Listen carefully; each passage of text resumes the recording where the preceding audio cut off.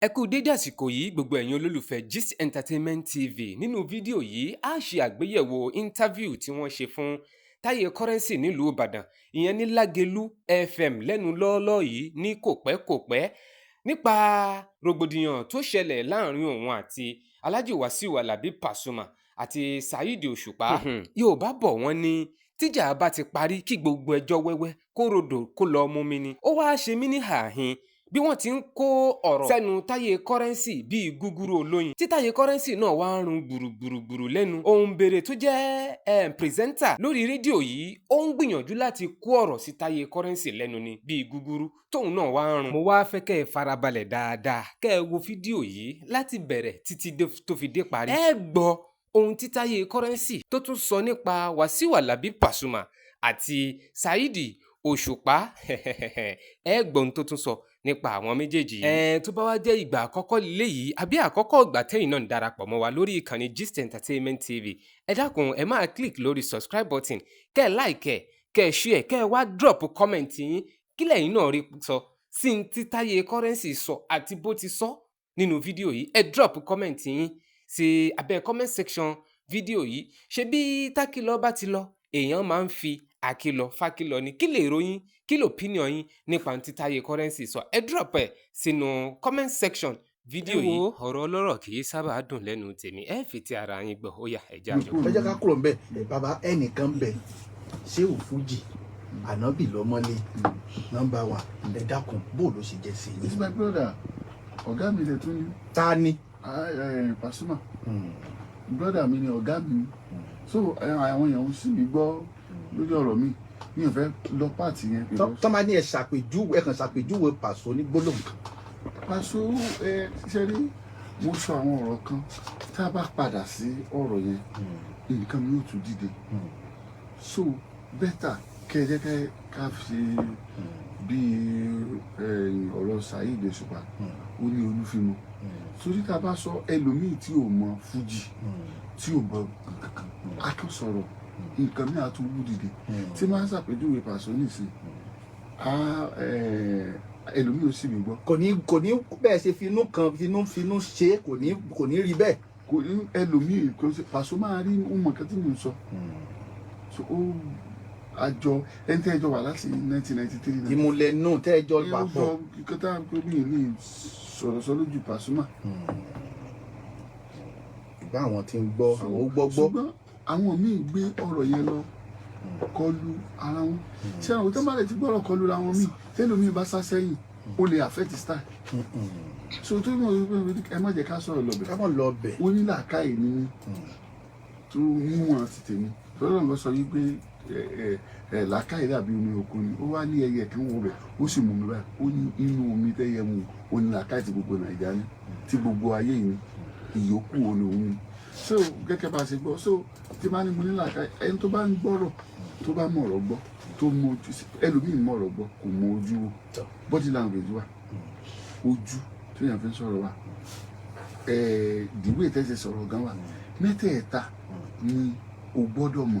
Torí ìgbà tí ìjà náà ń ṣẹlẹ̀ adúpẹ́ lọ́wọ́ Ọlọ́run bó ti lọlẹ̀ inú mi sì dùn ọ̀pọ̀lọpọ̀ inú wọn dùn pé ọbẹ̀ ti sọ torí nígbà náà gbà tó ojú ogun le pẹ̀lú àwọn onífújì kan ibi ìjà làpá ọ̀pọ̀lọpọ̀ ti máa ń ráyè blow pé ìjà yìí bóyá season ni pé bóyá yóò lò bí oṣù mẹ́ta ọdún kan o tí gbogbo ẹ̀ ó máa lọ ṣùgbọ́n ẹ kàn bọ́ta ẹ kàn sọ pé ó yá mi ò kò sí jà. ẹyin nígbà tó jẹ́ wípé ṣé rí ọ̀rọ̀ yẹn ọ̀rọ̀ ti láwọn láwọn. Tẹ́ ẹ bá fi ọkọ̀ bá fídíò yìí lọ dáadáa ẹ rí wípé pírẹsẹ́ńtà yìí fi ọ̀rọ̀ po Taye Currency lọ́fún ìjọ̀jọ̀ papọ̀ láti lè pọ̀ tí iṣẹ́ mọ̀ pé wọ́n ní tá a bá gbá ṣẹ̀kẹ̀rẹ̀ lágbàrá yóò pọ̀tọ̀ fún ẹ.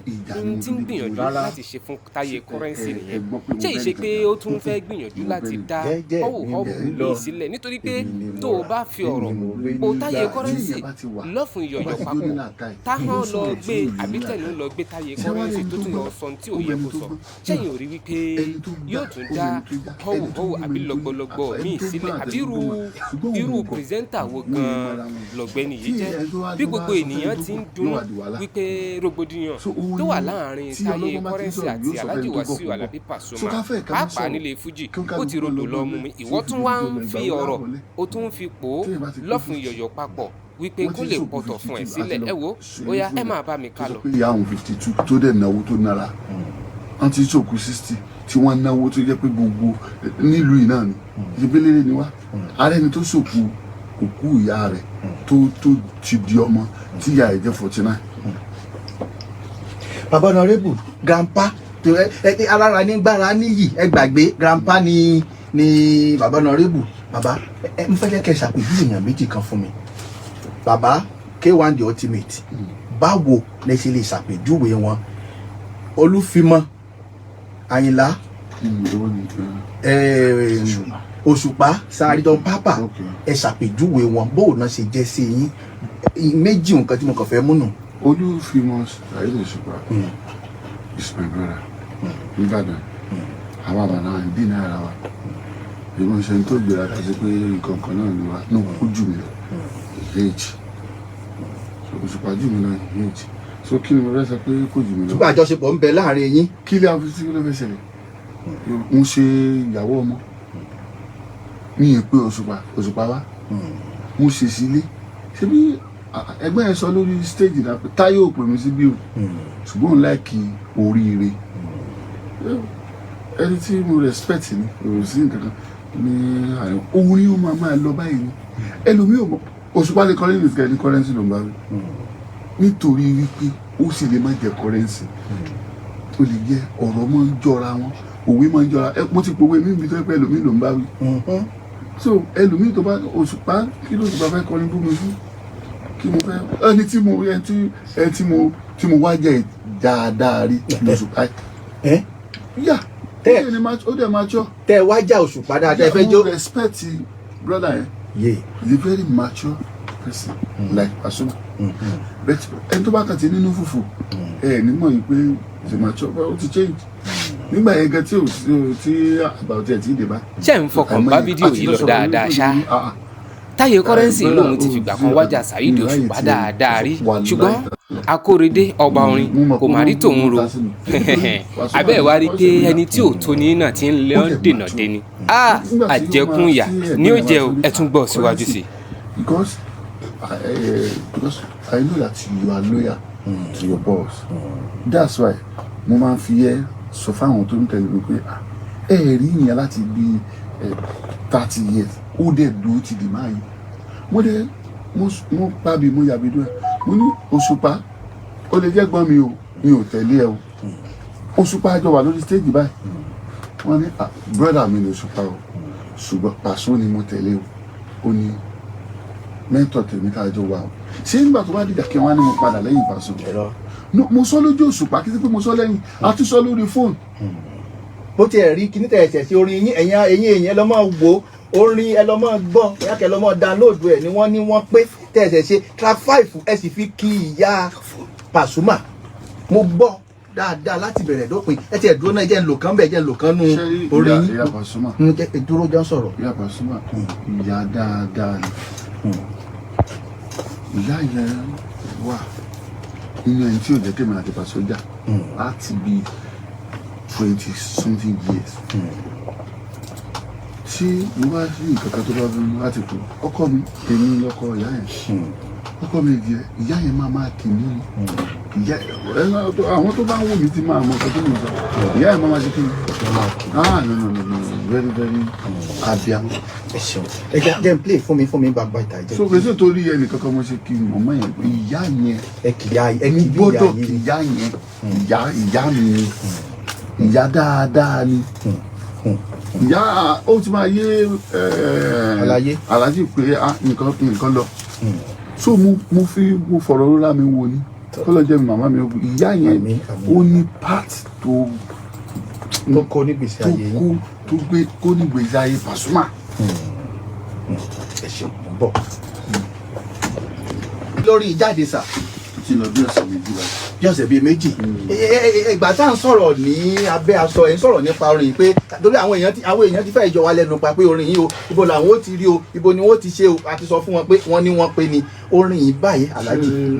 orin tí ó ṣẹ́ni báyé bá ṣe ń lọ báyé bá ṣe ń yé ẹ̀dá fi kọ́ gbọ́n o báyé bá ṣe ń yé ẹ̀dá kó wà ní orin ṣẹ́ni ibi táyé bá ń yí sí mo kọ ẹ̀ mo ní báyé bá ń yí ká máa báyé yí sígbà bá ń 16 yí. years ago ó dàbí tèmi ni nǹkan pẹ̀lú olórin ni pé kẹ́ ẹ̀ kọrin kó má súnyàn ó lè ṣeéṣe ọ̀rọ̀ mi wà tẹ́ pé tẹ́ bá ti sọ kò ní tán lẹ̀ ṣé ká gbogbo ọ̀rọ̀ tá à ń sọ ni ò ní tán lẹ̀ ni ọ̀rọ̀ àní rí ni ìsọdí rẹ̀ ní gbogbo ọ̀rọ̀ tá a sọ ń sìn ìbéèrè tẹ́ ti béèrè lọ́wọ́ mi ọ̀rọ̀ mi wà tí mo sọ tẹ́ pé kò ní tán lẹ̀.